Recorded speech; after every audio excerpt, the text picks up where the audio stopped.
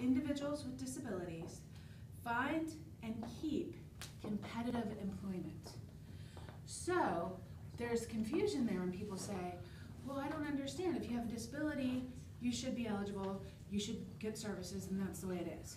But unfortunately, that's not how it works across the board. You will find that I'm very, very honest. I don't try to sugarcoat because I'm a social worker. And I want you guys to know the truth, okay? But I'm also the type of person that will say, if we cannot help you, let's try to find an agency who can. So that's where I try to bridge the gap, okay? So, there are 3 different bureaus of OVR. There is the Vocational Rehabilitation Services. That's where Ann and I work. Then we have the Blind and Visual Services. That is established to help individuals that have not just a need for glasses, but they're going to have more of a need with like a low vision. And we work with anybody from the age of birth on up. The closest one that we would have for you guys would be the Pittsburgh office, okay? And then we have the Hiram G. Andrews Center in Johnstown. So are you guys familiar with that? Hiram G. Andrews Center? Does anybody have any questions about that, or do you want me to review that? Hiram G. Andrews Center. Our office is attached to the Hiram G. Andrews Center. But basically, real quick in a nutshell, what that is it's a school for students with disabilities, and they will go and stay. It's like a college, and they can take different courses. Some of my favorites are the computer graphics classes. I love that one. I think that's a really good one. We started a new welding program, so that's another really good one. Any of your favorites, Ann? Do you have anything that sticks out? I like the culinary. Culinary? Okay. So, and these students will get some extra help, but they will also have the ability to experience life. So if they've ever had parents who've kind of been those helicopter parents who hover over them, now they actually get to go and experience what it's like to be on their own. So. You guys still have a dental assisting program up at the Iron? We do. I know personally I've had a couple different people ask, because I work at the CTC. Okay. And they asked if we ever had plans for dental assisting, and I know we don't, but I thought that it was Iron. Yes, we do. We do. And it's been nice for a lot of people because obviously that is not a field where you can just go willy-nilly to any specific school. So that's very, very helpful. And the instructor there is very hands-on with the students. So, okay, so at our office, we cover 4 counties: Cambria, Indiana, Somerset, and Westmoreland. So because I'm the only early reach coordinator, they're all my counties. That's all of my territory right there. So I'm a busy girl. So, but because you're in Westmoreland, you would have a counselor in your area, but that counselor is actually from the Johnstown office. So that gets a little bit confusing. We have a counselor to cover every school. We have a counselor to cover every zip code. So sometimes we have a little bit of a shortage and people working overtime, but for the most part, that is our goal, to have all of those spots filled. Okay? All right, so the OVR process, do you have a question? Where can we find the contacts for each of the districts and different things like that that your office provides? Okay, so I can actually have that on our on the back table. There's handouts there. For the districts, you would contact me, and then I would be able to tell you who is assigned to that school. Again, across the board right now with OVR, we have a shortage of voc rehab counselors. One of the reasons why that is because this is a very specialized degree. So you have a master's degree in vocational rehabilitation counseling. And that's not a degree that you just get anywhere. So we have a shortage. Now, we were able to hire 7 new counselors in our office. So we are training them, hopefully soon, and then we're gonna get them out into the field and start to fill some of those vacancies, which is awesome. But across the state, we have vacancies like crazy. We are starting a new initiative where we're hiring social workers to also work as voc rehab counselors. So they would start as an intern program, learn, and then become a voc rehab counselor. Because it's a very specialized degree. So, with the OVR process, that has changed a little bit because now we have added what we call the online pre-application process. So I have the instructions on the back. For anybody who has used those to date, they have changed. You will find with OVR, things change, the wind blows, and guess what? Things change again. So we do have a new process with that, and I will get into that here in a second. But for the most part, as soon as people learn about OVR, because we are in fact one of the best kept secrets, that's when we suggest online pre-application. For some of our folks, they have a very difficult time with that, or they do not have access to computers. So if school personnel is able to help them out, that is great. If not, the Career Link can help them out. We've had people call in our office, and our clerical loves to help out with that. Boy, she's a whiz. She just walks them right through it. She does a great job. If I'm available, I'll help out. I know Ann's helped out. So we're trying to get as many people in that system as we possibly can and moving along. Once that happens, then there's the meeting in which Ann will meet with the customer and parent if the customer's under 18. And then Ann will have to collect all of her information to determine if somebody's going to be eligible for services, and then determine if that person is eligible to receive OVR services. And then we set a job goal, and then we figure out how can we make that happen. Okay? And I'll get into all this. Now, sometimes people, oh, I'm sorry, go ahead. Is there like a timeline of how long that takes to go through that process in theory? In theory, Yeah. we are to open a case within 60 days. However, we do let customers know that it could take longer than that because it's based on getting records Okay. to verify the disability. So from pre-application to goal development is approximately 60 days, right? And there used to be like, they would throw a number out and they would say, oh, you know, until somebody like applies and they meet with somebody, and then if they need testing or, you know, along the lines, you know, if they do job shadowing or whatever, that could take upwards of 3 years. 3 years. So there's some things now that we're trying to tweak and take out. Like we may not need that if we have enough information to substantiate a disability. Maybe we don't need that evaluation anymore. And that's going to cut down on time. So there are things that we're trying to do to help people get moving quicker, especially if they're students and they're a junior or senior. And for anybody in here who has their own children or who's worked with students who are in 11th and 12th grade, that's a process. So if they come to you in the beginning of their, or the middle of their senior year and say, I want to go to college, I want to do it now, and yet they want OVR funding, that is a lot to try to get done. So we're trying to really move that along, okay?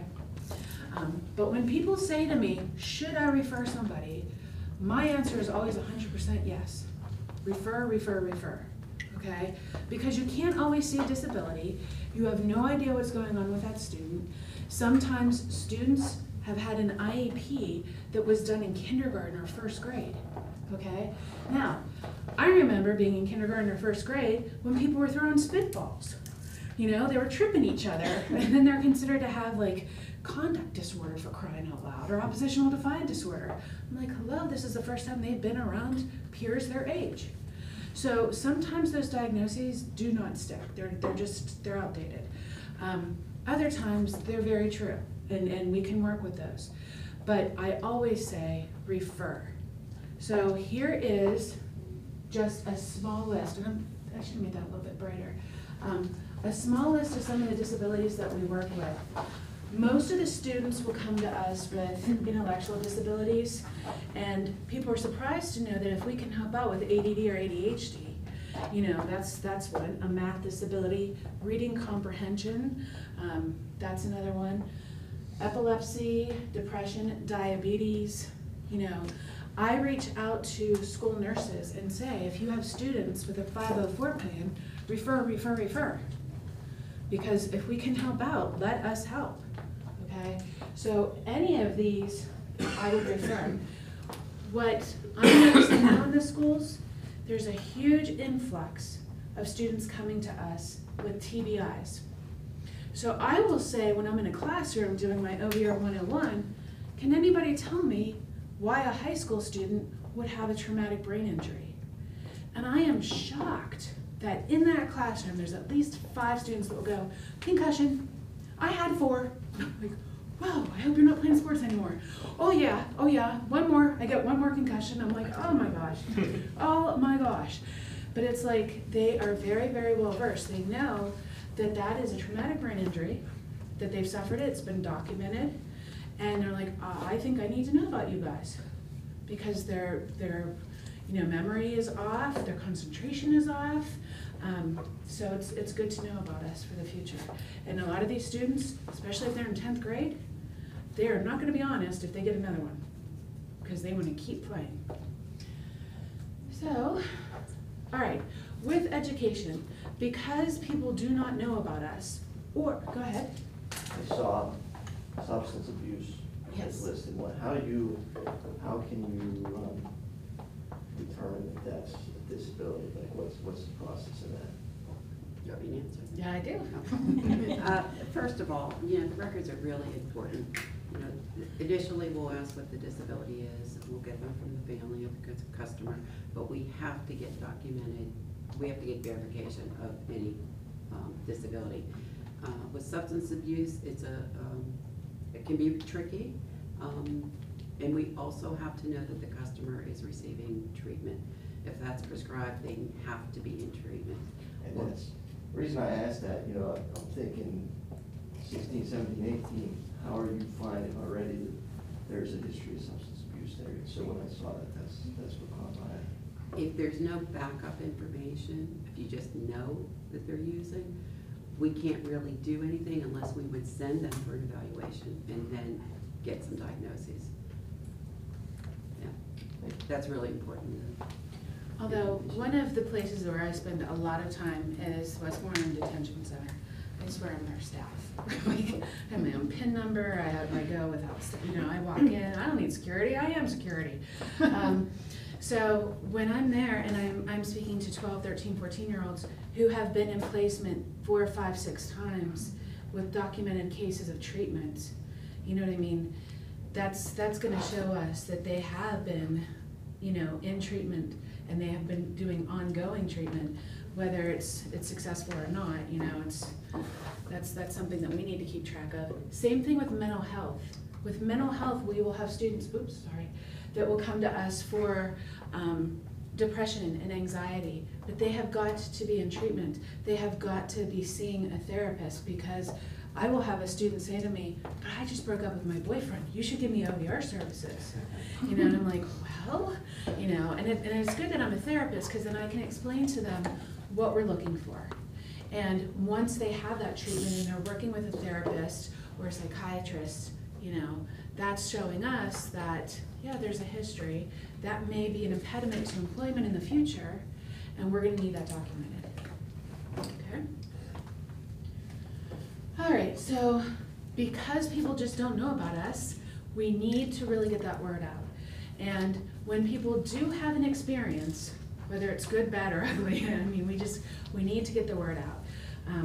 We're trying to, at least I'm trying, to help people understand that OVR is different across the board for everybody.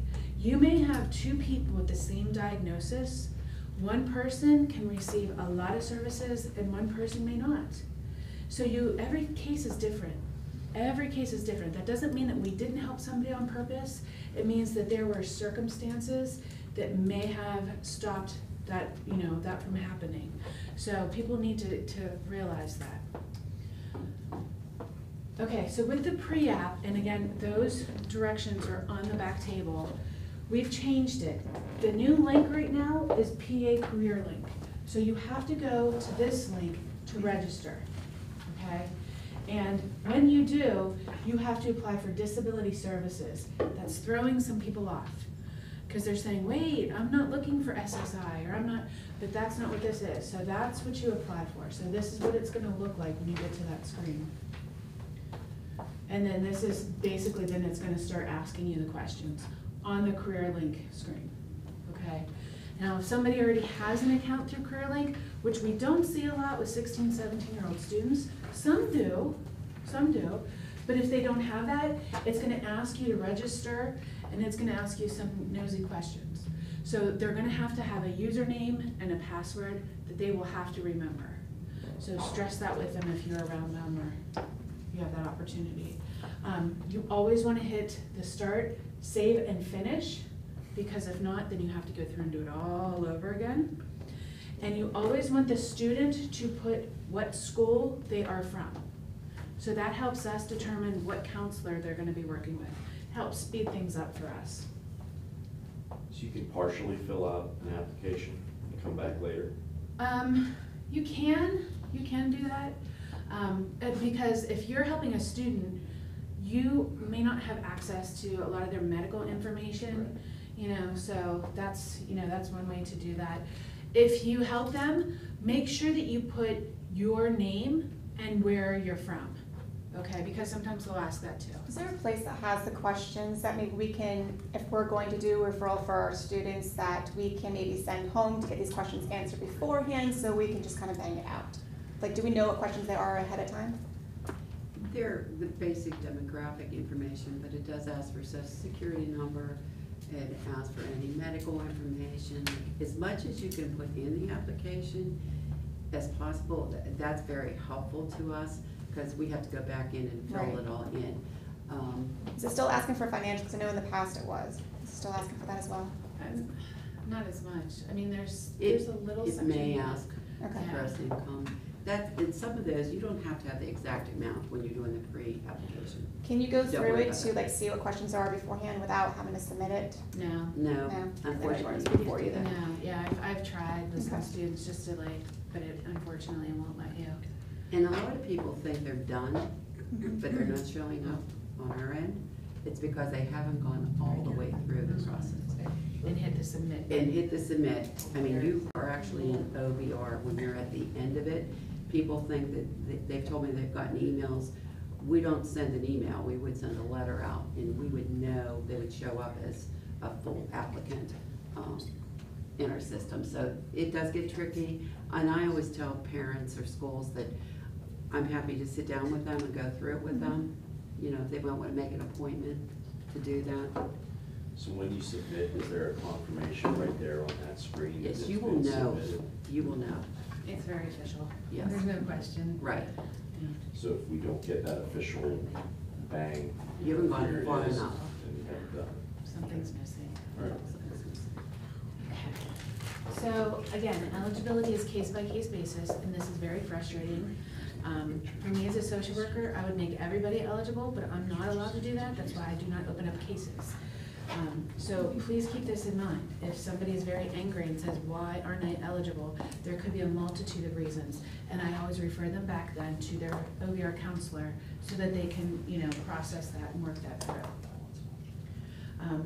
In order to be eligible, you have to have an impairment that is going to cause an impediment to employment. So in other words, your impairment can't be something like, I sneeze when I get around people with perfusion.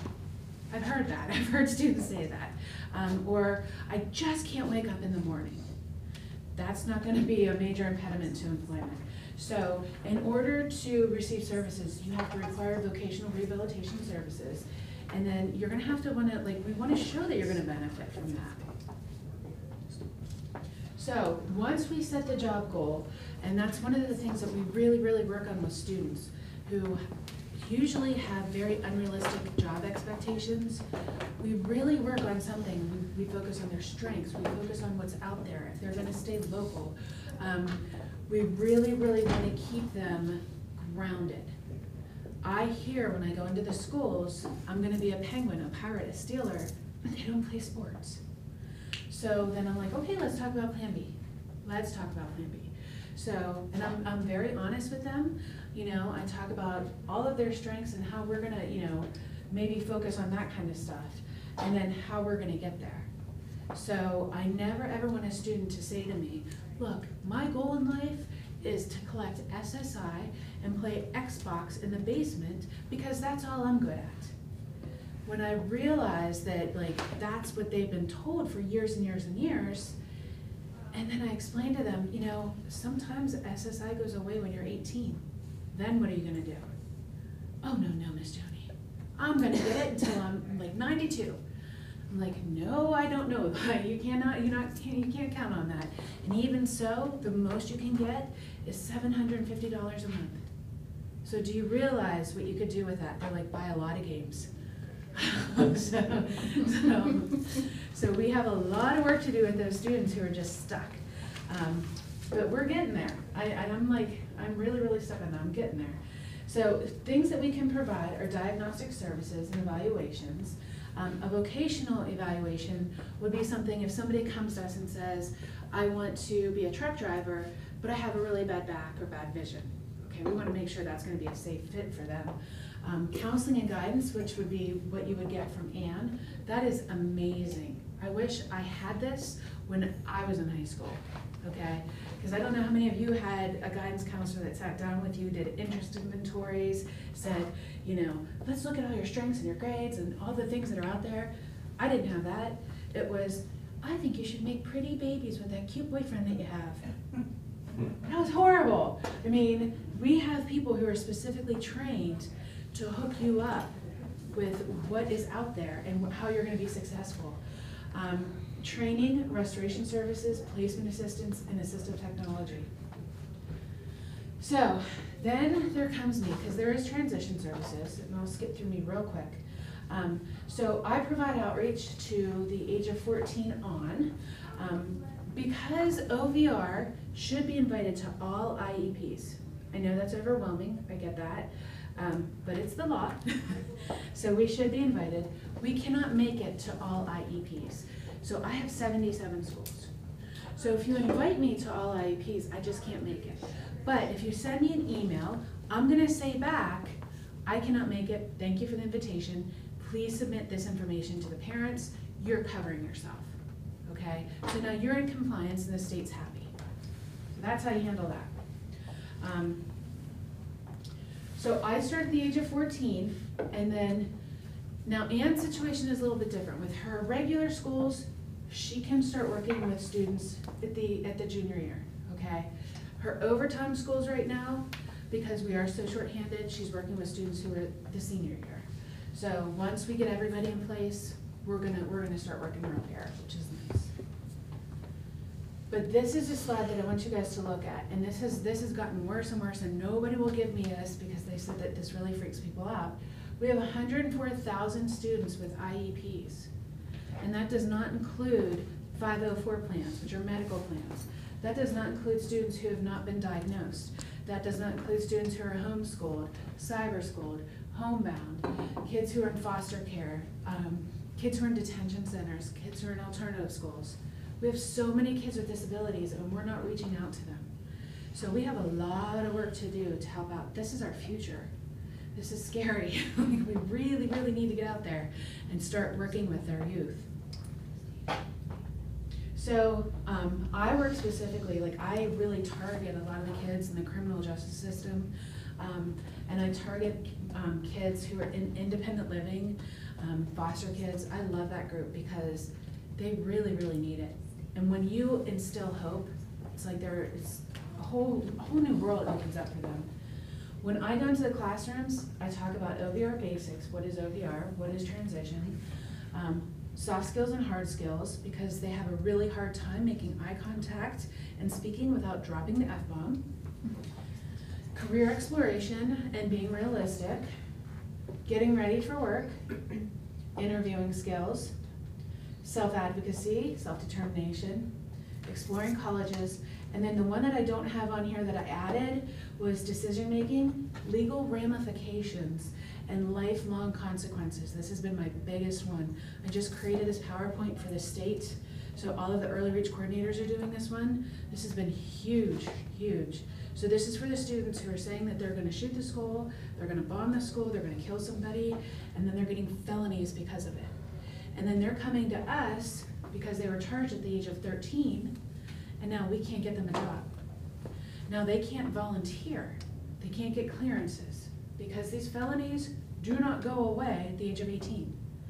So I'm hitting this hard because I want them to understand that. They have no idea. And parents and guardians are like, no, they're just words. They're not just words. These kids are ending up in alternative schools, in detention centers saying, I know you, you came to my class and told me not to say that. You're darn right I did. What happened? So those are the things that I'm focusing on right now. So any questions? I think I'm out of time, right? She doesn't give me 3 hours. But any questions about OVR? There's so much. I mean, I could go on for days, but I'm not allowed. So what kind of records do you need to verify the disabilities? Do I? We always get the IEP.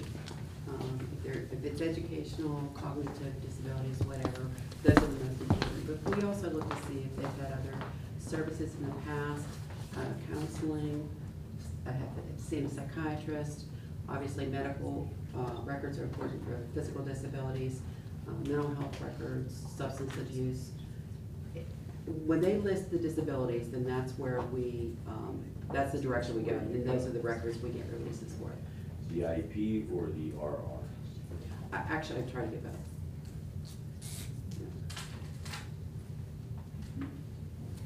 So my contact information is on the back table. If you guys have any further questions, you can contact me.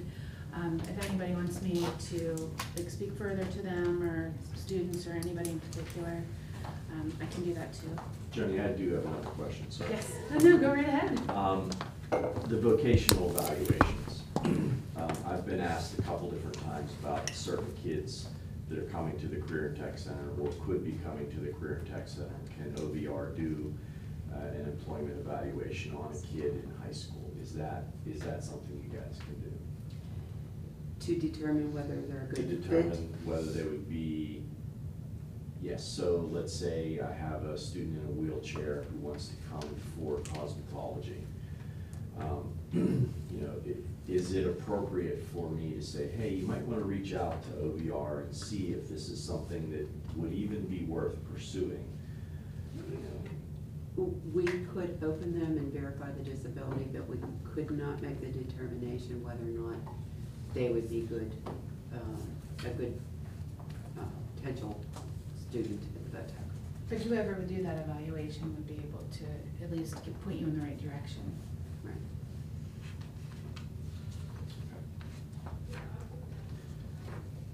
But you would make that determination after they graduated, that this would not be a good, or that would not be employable in this field. Correct. I mean, the result is, competitive employment for us. That's our mission. But not whether or not they should take that curriculum while they're still in school, in high school.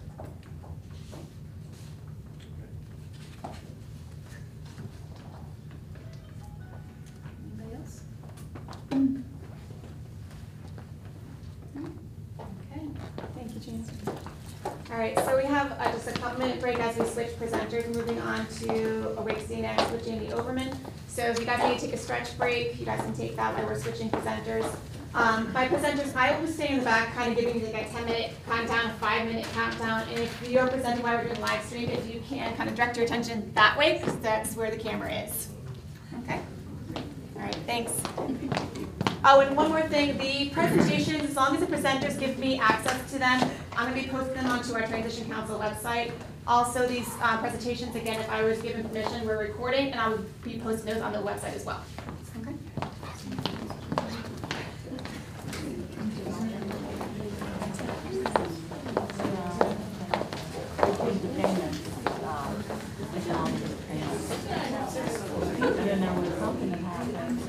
August, they stopped paying for a couple of months.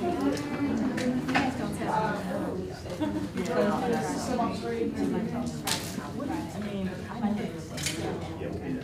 I called him yesterday. Oh, really?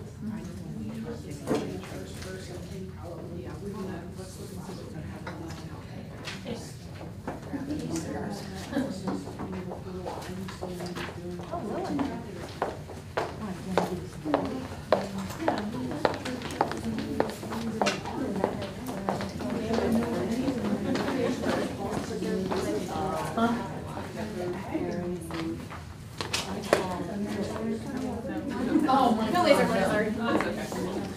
more than like she doesn't have a shift.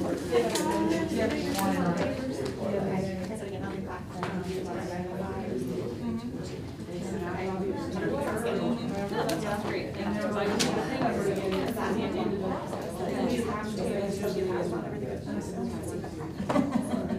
Well, that's not just.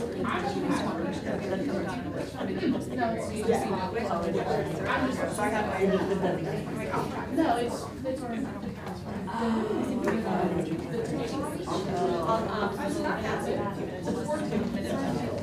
Because I actually have people follow through.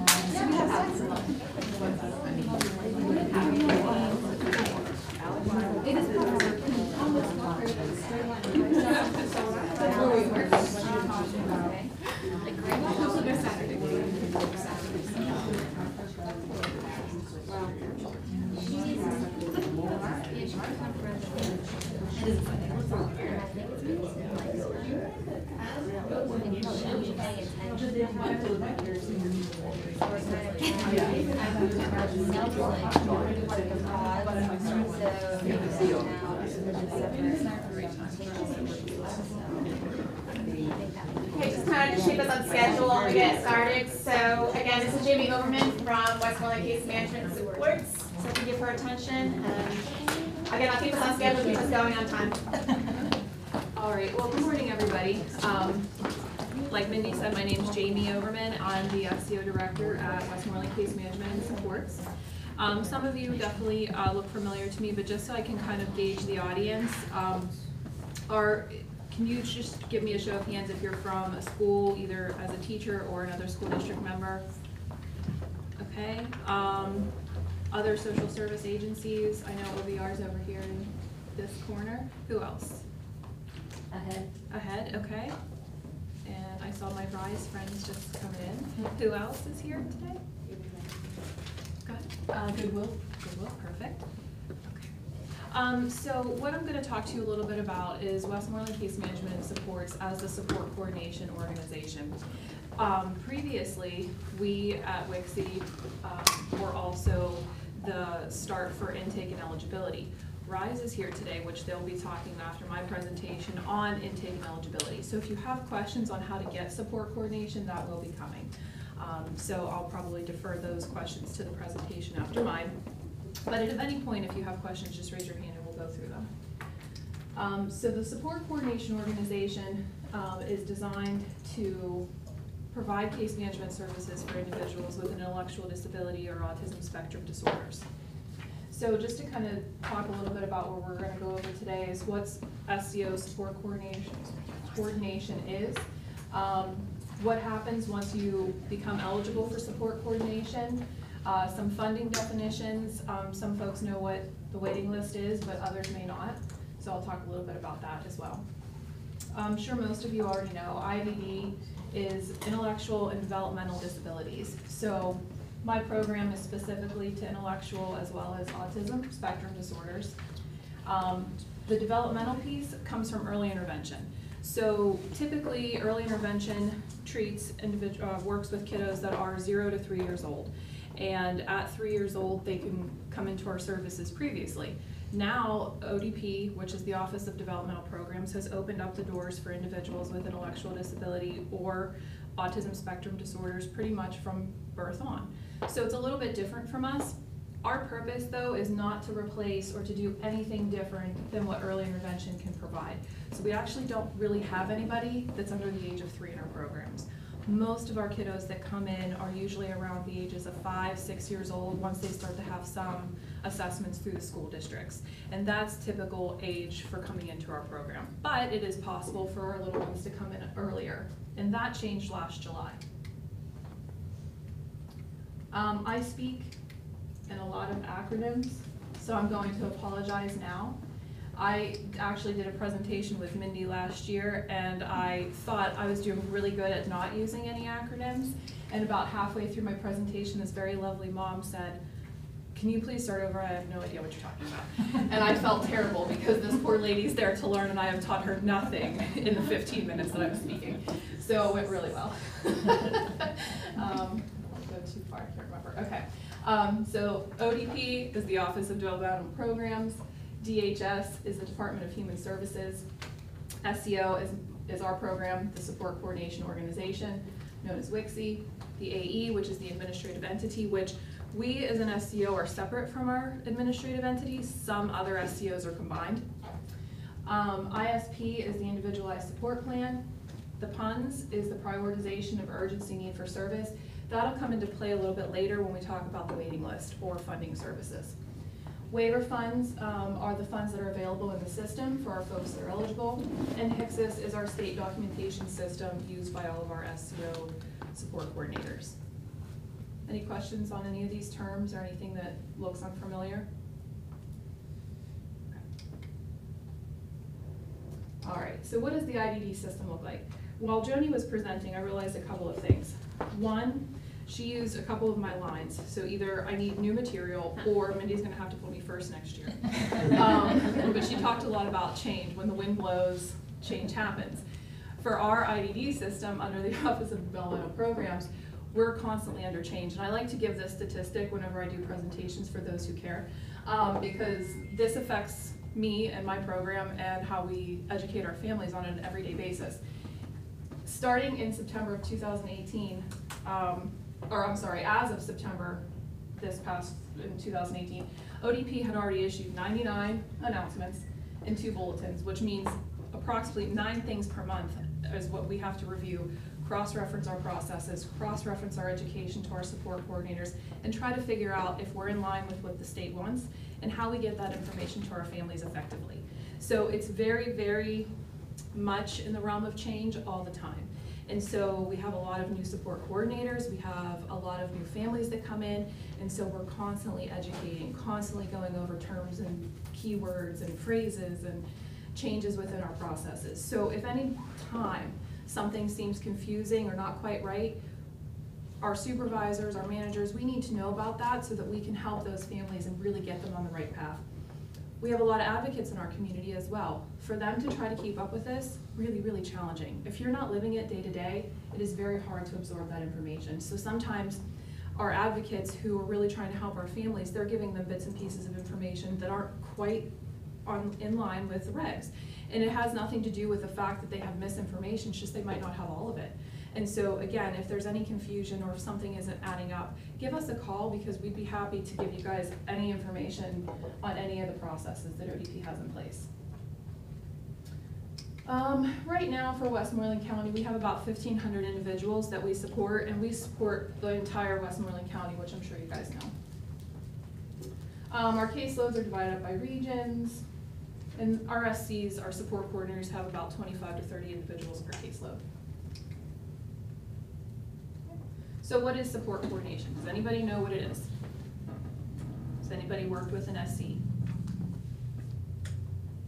Okay, a couple people. So our support coordinators are, we call them the hubs of the wheel. They are not to provide direct services or supports for individuals, but instead they bring the services to that person. They help find the resources. They help find community supports, family supports, things that can help our individuals live as independently as possible in the community. Okay. There are keywords that the state asks us to do are called locating, coordinating, monitoring. So if you hear those key phrases, that's just really how the state allows us to bill for what we do. We go into a variety of settings. Really, we can go anywhere as long as the individual wants us to, since most things are about choice. So we have home, community group homes, personal care homes. We also go into nursing homes, private ICF IDs, and state centers. We also can visit and see our students if we have kids in the school programs. We can go to IEP meetings. We don't often get invited to them, but we really should, because we can be there as a support for the families. We can be there for support for the students. And because we have some background in the OVR services as well as the support coordination piece of things, it's really vital that our SCs can go. So most often, if you can spread that word, our support coordinators do not get invitations to IEP meetings. And so if you have any pull in that, please, please, please include us, because I think it would be very helpful. I can't guarantee that we can always go just because of caseload size, but I think that if it's a really high priority case, we would be able to have a supervisor go or even get some other SC to cover. So we would really like to be more involved in the school settings. What do? We do a lot of things. In fact, on most days, I would think if you asked a support coordinator what they did, they couldn't really explain it to you in just a couple of words. So we help assess the needs of our individuals. We help provide them with choices of the things that they want to do to live and work in the community. The huge thing that we do that's state regulated is to develop the ISP, this individual support plan. If you've ever seen one, some of them can be maybe 20, 25 pages. Some of our larger ISPs can be on steroids and they're about 80 pages long. It just depends on how long somebody's been in services, what their needs are, if they have a lot of medical things going on, and how many team members they have. How many providers are they working with? So lots of things affect how big that plan is. And also because of those 99 announcements that come out, there's always something else to add to the ISP. So they're big. Locating informal and formal supports is huge. When I say informal, those are non-monetary supports. So those are our community resources, food banks, churches. Those are informal supports with families. So you have a second cousin that might be able to provide you transportation to the church group that you want to go to. Formal supports are going to be paid supports through the Office of Developmental Programs, through state, federal dollars. Okay. Coordinating the supports and services, like I said, they're the hub of the wheel. They're going to bring the supports to that individual. And then as far as monitoring, we're going to make sure that our individuals are healthy and safe. That is two of our huge buzzwords at Westmoreland Case Management for our SCO, and we want to make sure that no matter what the services are, they are doing what they're supposed to, and that our individuals feel healthy, they feel safe with whatever they're receiving. We can help advocate for our individuals, but we also have to remain neutral. So we can offer choice, we can offer any of the things that we feel would be a helpful benefit, but our SCs cannot go in and say, I think you should choose this provider because they're the best. We have to say, oh, you want to work in the community, but you need supported employment services. Here are the 10 providers that provide employment services, so you get to pick which ones, and I'll send out those referrals. So we're not really able to direct them in a particular way. We can just help them kind of navigate the system.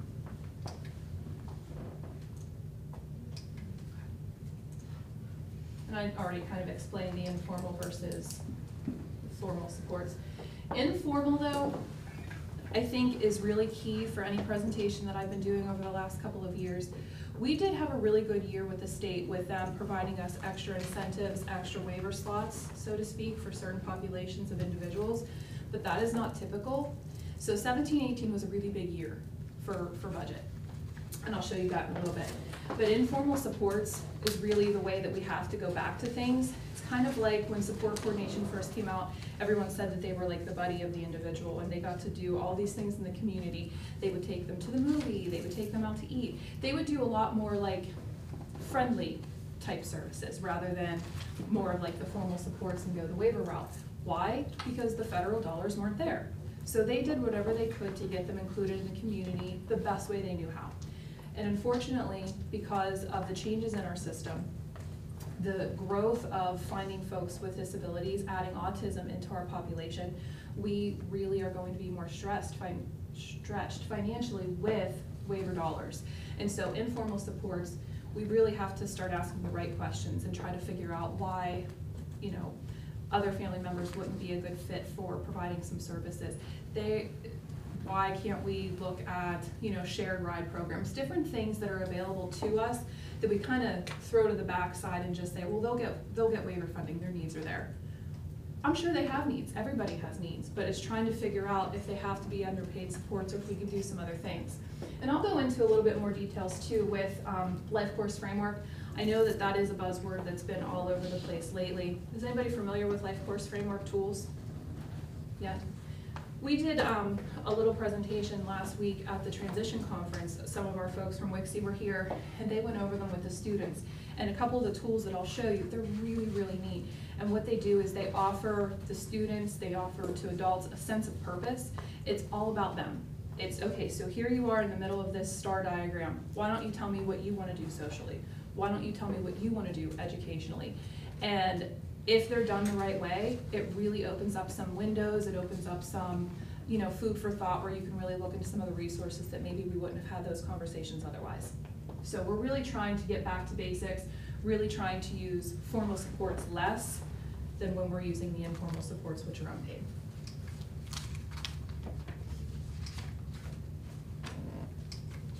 So the funding sources. This is usually what people want right off the bat. We've had people that call us and say, hello, I have a disability and I need waiver and I need to be placed tomorrow. Oh, okay.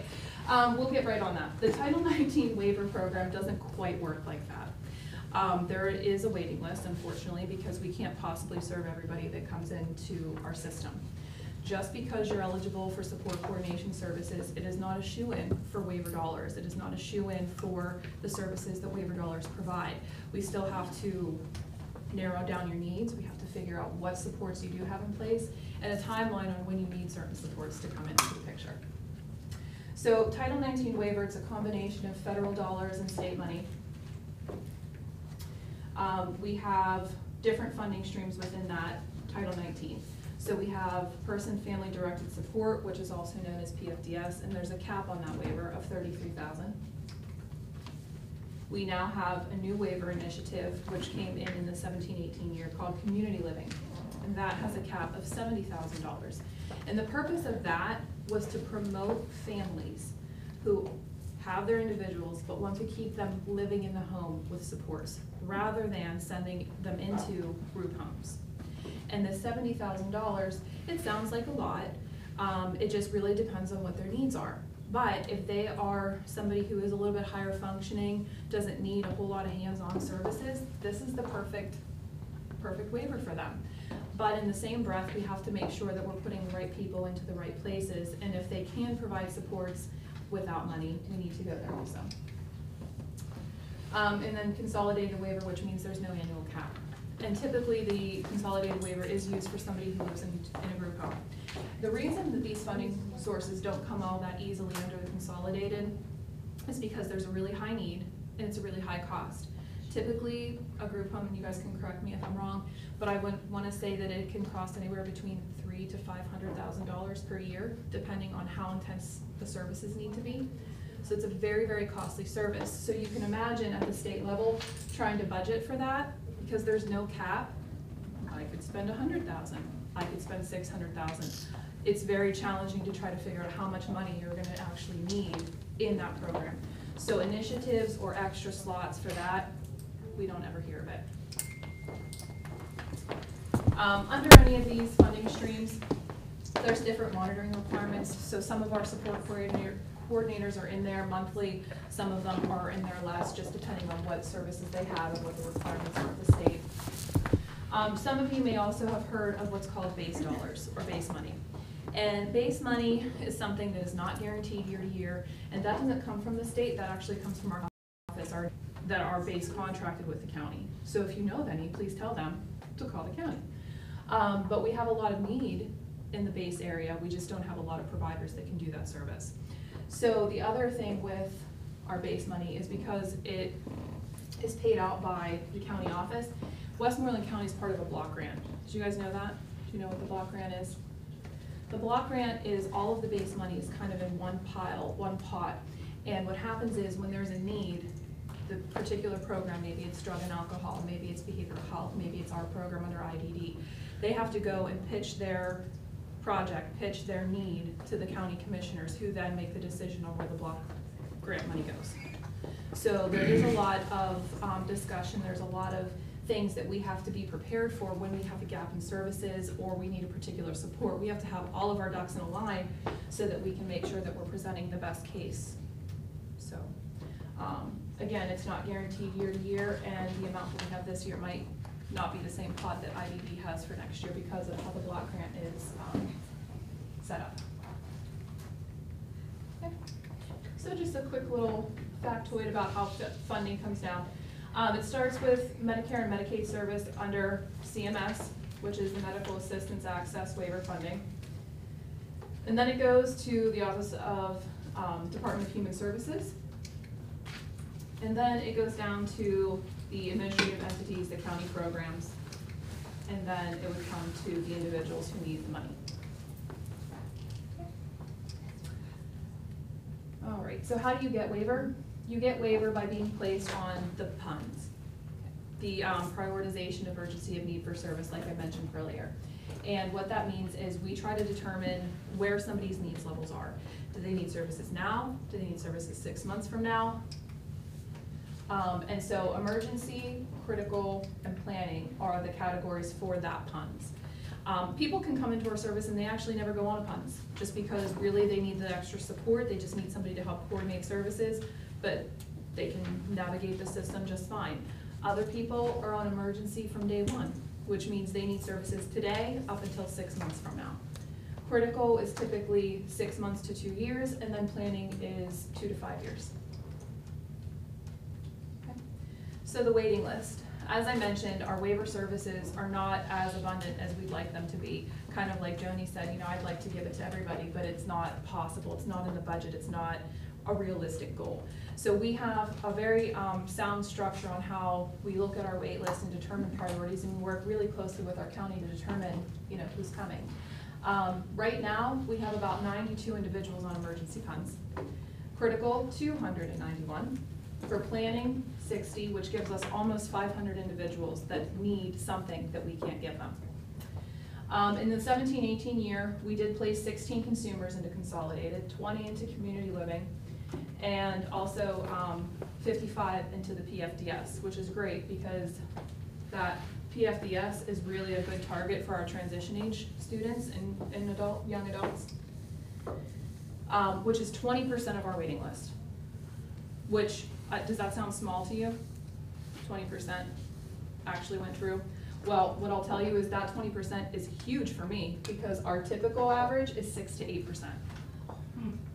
So 20%, like I said, 17-18 was a really good year for us. It's not usually. So 6 to 8% of our waiting list, which is terrible.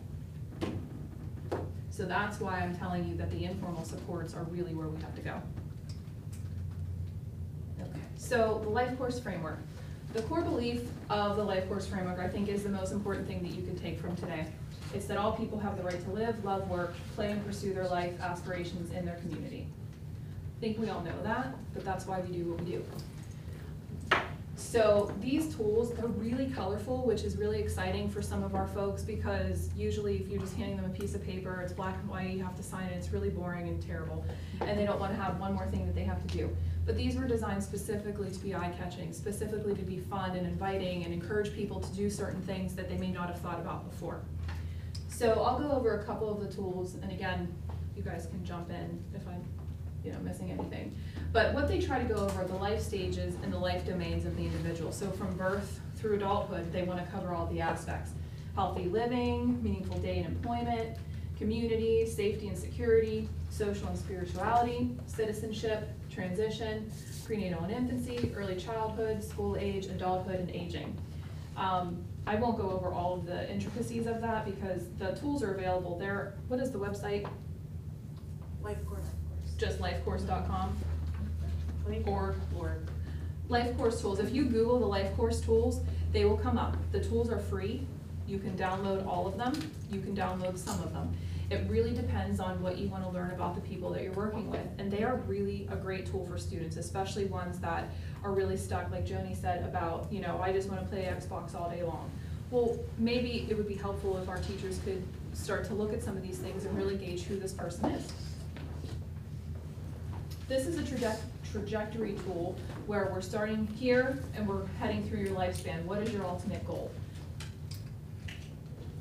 Okay. This is the STAR tool. This is the one this was the one that you guys did, and the students actually really, really liked it because they're in the middle here. This is all about them. So what are their strengths and assets? And Dia had said to me that there was a couple folks that she worked with. They said, well, I don't have any strengths. And that's really sad that they don't view themselves in that way. And so this tool is designed to kind of have them have a healthier feel about themselves and really look into what they're good at. Relationships, eligibility, community-based technology, all kinds of really cool things. I think that if we really tap into them a little bit more, we'll really learn some things about our individuals. Okay, and our hope is that whenever we're completing the life course tool, and don't get me wrong, it's really not for everybody that comes in the door, but it is there for some. What our hope is that we can take what we've learned from the life course tool and put that into the ISP so that it's meaningful, so that it's helpful, and folks that are working with our individuals know exactly what they want out of life. Okay. It's Life Course Tools. Lifecoursestools.com. Thank you. ODP, the Office of Developmental Programs, reads in detail our ISPs, which is another reason why they're very big.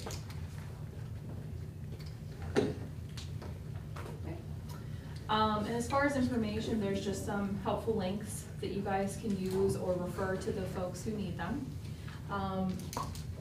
Usually, my ODP is kind of our Bible. It houses all of our bulletins from ODP, all of our announcements. It also has a lot of really interesting trainings on there that families can actually access as well. The Life Course Tool, see, would have got there eventually.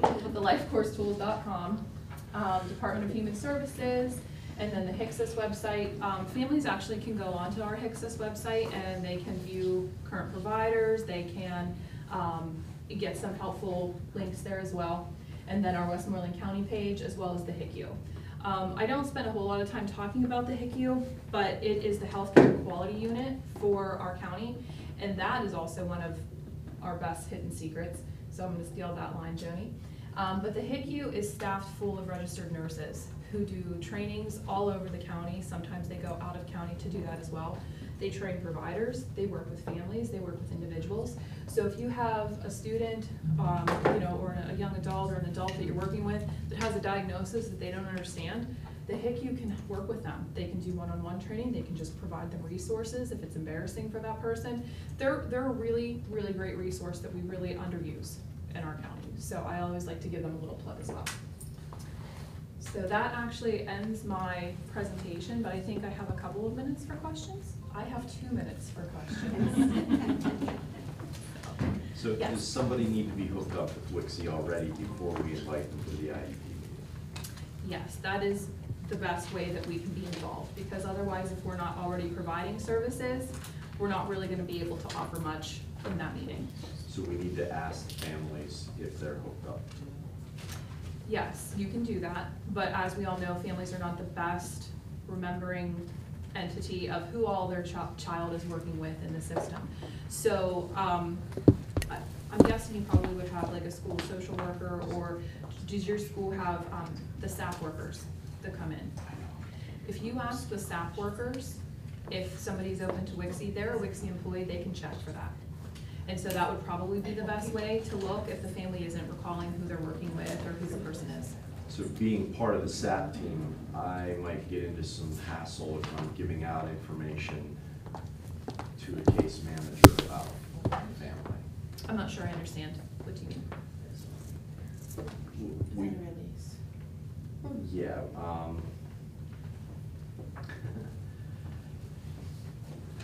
Everything that's happening inside SAP is confidential. Okay. So if I'm reaching out to somebody and I'm aware of what's going on in the SAP team, yes, they are hooked up with WCSI. If I then go, am I allowed to then go to a case manager, say from Greensburg or from Hempfield or Mount Pleasant, and say they are already hooked up with WCSI, invite them to the meeting? What I would do just to play it safe is if you already know that they're involved with WCSI, the SAP team is gonna have a WCSI school district release. Okay, so that does protect everybody, so to speak, because we are WCSI, we're part of that, so that is it'll cover us. But what I would do is if you know that they're open with somebody, because you already have that release through the SAP team, you can give that SC, that support coordinator, a call and say, hey, I just wanna make sure that we have a release that we can communicate, and we can have the FC go out to the family and do that. And then that would open up that door then for them to be invited to the IEP. Okay. So. What if they're not a SAP referral? Then what I would do is I would start with SAP. If you feel that they should have some services, then you could start with the SAP team, or you can call us, well, you can't call me anymore, but you could call RISE, who will speak about intake and eligibility, and start a referral through them. What happens is school districts can start referrals, providers can start referrals, but it just really depends on the needs and the wants of the family or the student. If they don't want the services, we can't force them. So, any other questions? Okay. Well, thank you guys. Okay, so again, we'll have a few minutes in between our presenters, so if you guys need to take a stretch break, use the restrooms, whatever, we'll have a couple minutes before Rise comes into play as well. Ours is like.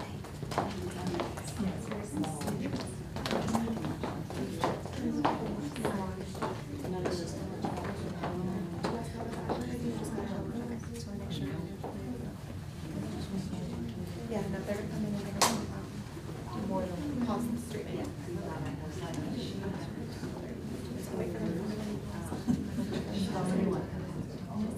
I'll let them know we're taking an extra couple minutes, so that we have more time.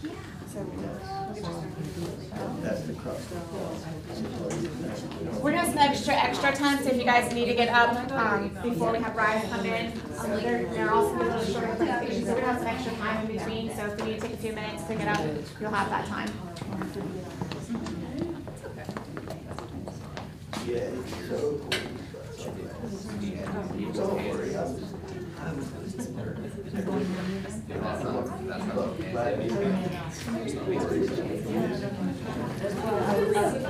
My line. All my stuff is. Never coming out. So, but EI has a too, so they're actually beyond our organization, we're a big training up there. So that way I'm taking. That's the thing. How's it going?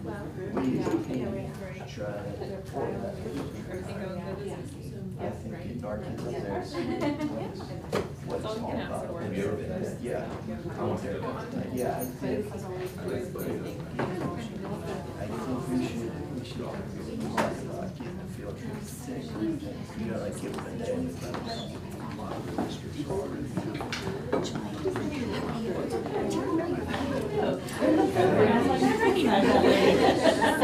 I usually was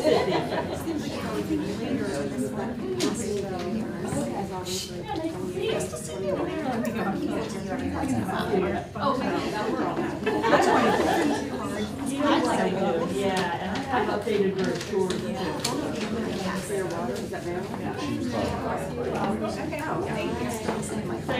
Yeah, I think it's We don't have too many of them already. No, no, I'm on. All right, see ya. We have had some. I'm like, no, but it's, we might be like 10. Oh, okay.